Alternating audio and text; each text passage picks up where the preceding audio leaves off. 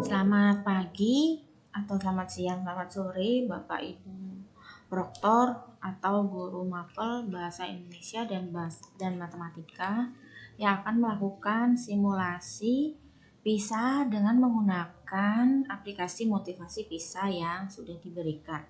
Awalnya aplikasi tersebut berbentuk WinRAR atau WinZip. Nih, filenya dikompres, dan menurut petunjuk yang sudah diberikan, alangkah baiknya file tersebut disimpan pada drive C. Ini saya berikan tutorial apabila Bapak Ibu akan melakukan dengan versi standalone atau per PC. Bedanya nanti saya akan infokan. Sekarang yang pertama kali dilakukan adalah file motivasi ini kita harus ekstrak dan jadinya akan seperti ini. Kemudian kita buka file motivasi tersebut, sesuaikan dengan SO, sistem operasi yang Bapak Ibu punya. Kalau di komputer ini dia menggunakan Win10. Kemudian kita buka. Pada saat proses membukanya, nanti akan ada meninjau dari file atau kemampuan dari hardware yang kita miliki. Apabila serasa sudah komplit bagi sistem, kita akan mulai melakukan selanjutnya. Nah, ini saran saya, lebih baik kita gunakan, jangan melakukan kunci browser, karena apabila kita melakukan kunci browser, maka kita tidak akan bisa membuka tab-tab ataupun aplikasi yang lain selain aplikasi dari PISA. Kita akan memulai aplikasi tersebut. Setelah itu, apabila kita akan memberikan simulasi kepada siswa, kita masuk ke peserta. Oke, kita mulai aplikasi terlebih dahulu.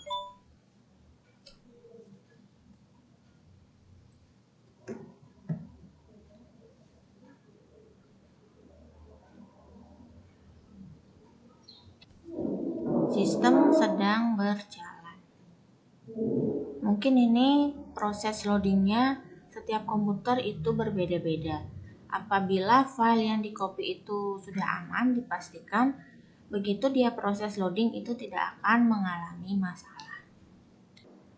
Ini adalah tampilan apabila Bapak Ibu sudah selesai atau program untuk running aplikasi itu sudah sukses. Berikutnya kita akan bisa melakukan masuk peserta. Masuk peserta ini ditujukan untuk siswa. Kita masuk ke peserta. Nah, inilah perbedaan apabila kita menggunakan aplikasi secara standalone atau kita bisa menggunakan aplikasi secara server atau dengan dalam bentuk jaringan. Yang membedakan adalah pada saat kita akan mengakses untuk siswa, untuk sistem lokal itu akan isinya adalah localhost. Sedangkan apabila kita menggunakan jaringan, Bapak Ibu cukup mengganti localhost ini dengan IP dari server yang Bapak Ibu miliki. Jadi dipersilakan Bapak Ibu bisa menggunakan jaringan atau bisa menggunakan komputer standalone masing-masing. Ini adalah tampilan dari aplikasi motivasi di mana dia menggunakan aksi yang kita berikan kepada siswa. Untuk username dan password itu Bapak Ibu bisa lihat pada file yang kemarin telah diberikan. File tersebut ada manual booknya sebagai petunjuk kita dalam melaksanakan proses aksi untuk PISA ini, dan ada kartu peserta yang kita berikan kepada siswa untuk login di dalam login peserta. Kita akan memasukkan username dan passwordnya. username yang akan dimasukkan 10, 20, 299. Passwordnya 3048. Nah, kita login. Ini saya asumsikan saya sebagai siswa. Nah, kemudian di sini SMP jenjangnya sudah pas, kemudian Bapak Ibu bisa membebaskan kepada siswa akan memilih mata pelajaran yang mana terlebih dahulu, apakah matematika ataupun bahasa Indonesia. Silakan pilih mata pelajarannya, kemudian secara langsung topik, paket, dan kegiatan itu akan muncul. Kemudian dipilih berikutnya.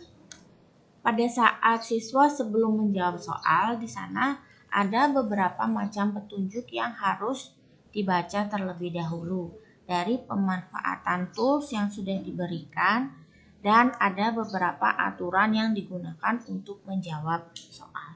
Adalah beberapa pengantar pada siswa bagaimana cara untuk menjawab dari soal. Petunjuk soalnya sudah jelas. Di sini akan ada penggaris ataupun kalkulator dan kemudian beberapa macam tools yang bisa digunakan untuk mendukung siswa dalam proses menjawab pada aplikasi motivasi. Apabila siswa sudah merasa jelas, siswa bisa melanjutkan untuk menjawabnya. Ini saya skip saja. Dan sedikit intermezzo, apabila siswa sudah mengerjakan satu mata pelajaran dan secara langsung aplikasi akan menuntun untuk melanjutkan ke mata pelajaran berikutnya, sehingga siswa melaksanakan atau mengerjakan paket soal secara komplit, yaitu soal bahasa Indonesia dan soal matematika. Ini adalah salah satu contoh soalnya. Nanti silakan siswa untuk menjawab, tools-toolsnya di atas juga sudah jelas. Kita akan lanjutkan ke versi sebagai petugas, yaitu versi Bapak Ibu yang akan mengecek ataupun melakukan scoring pada jawaban siswa. Untuk petugas, jika kita cermati pada manual book yang sudah diberikan, kita harus masuk menggunakan username Puspendik dengan password puspendik@2018. Jadi kita harus masuk ke program aplikasi motivasi lagi. Masuk sebagai sebagai petugas.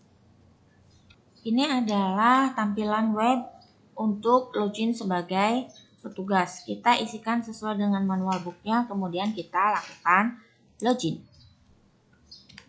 Kita akan memilih kegiatan. Nah, di kegiatan ini itu ada dua jenis kegiatan, yaitu kegiatan bahasa Indonesia dan kegiatan matematika. Untuk memudahkan dalam proses Bapak Ibu bekerja, kita akan melakukan upload jawaban secara bersamaan. Misalnya pada sekolah Bapak Ibu itu akan menilai atau menggunakan peserta dengan jumlah 10. Kita tinggal melakukan upload jawaban pada file di sisi kanan di ikonnya ini. Yang diupload jawabannya ini adalah jawaban siswa mentah dalam bentuk zip. Mari kita perhatikan.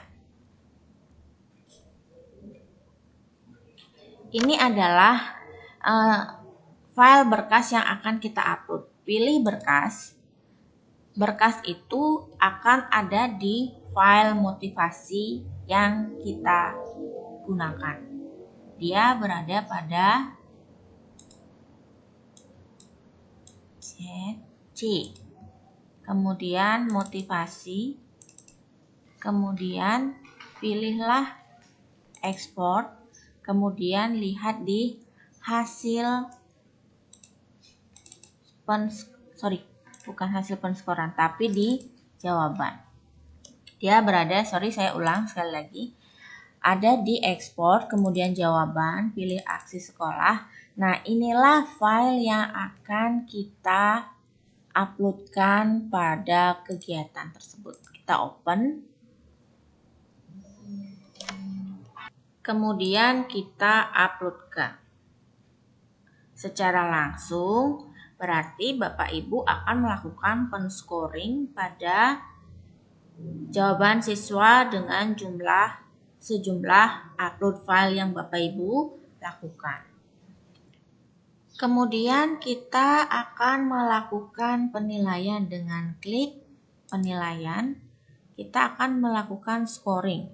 Di sini dia meminta passwordnya. Kita perhatikan lagi pada manual booknya. Passwordnya adalah 123456. Kita masukkan. Kemudian kita akan melakukan penskoran otomatis. Ini dilakukan. Ini adalah hasil penskoran otomatis yang telah saya lakukan. Penskoran otomatis itu dilakukan apabila soal yang ada di sini adalah soal dengan bentuk pilihan ganda.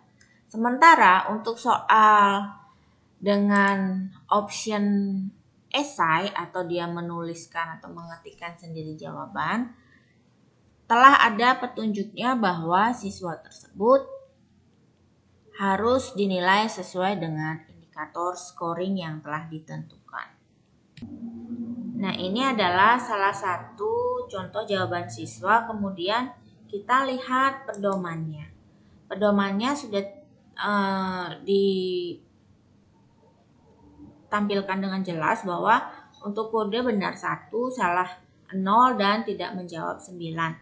Nah, kemudian kita tinggal melakukan pilihan pada scoring atas jawaban yang siswa lakukan.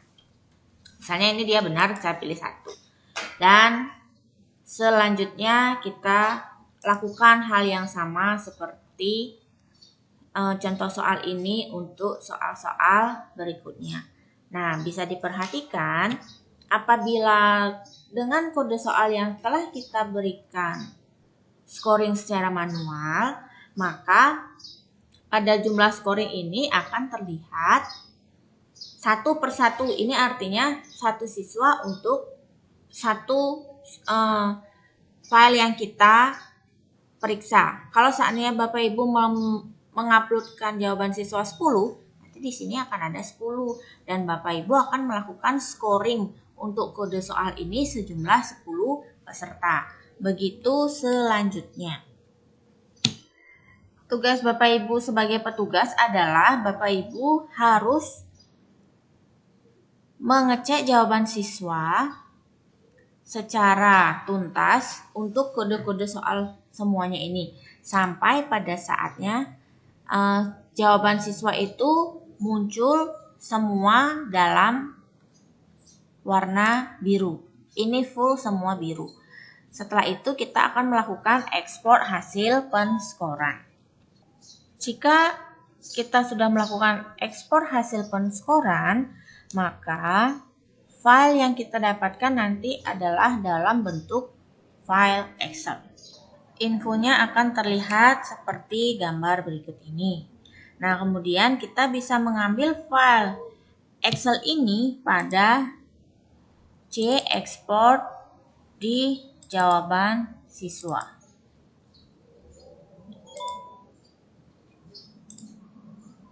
Salah lagi. Ekspor hasil penskoran. Ini adalah file Excel yang Bapak Ibu terima dari hasil penskoran yang Bapak Ibu lakukan. Jadi saya sekali lagi ulang. Ekspor hasil penskoran. Ini filenya berupa Excel. Nanti tugas Bapak Ibu guru matematika dan bahasa Indonesia itu akan menganalisis dari hasil jawaban siswa. Semua jawaban siswa dianalisis setiap soal nanti seperti apa dan kemudian akan ada lembar kerja yang kita berikan kepada siswa untuk menjawab tentang pemahaman beberapa indikator-indikator yang telah diberikan. Sekian tutorial saya, semoga bermanfaat. Dan jangan lupa apabila telah selesai kita menggunakan aplikasi, kita bisa melakukan klik hentikan aplikasi. Kemudian aplikasi dari PISA akan terhenti. Mohon maaf apabila ada kesalahan, semoga tutorial ini bermanfaat.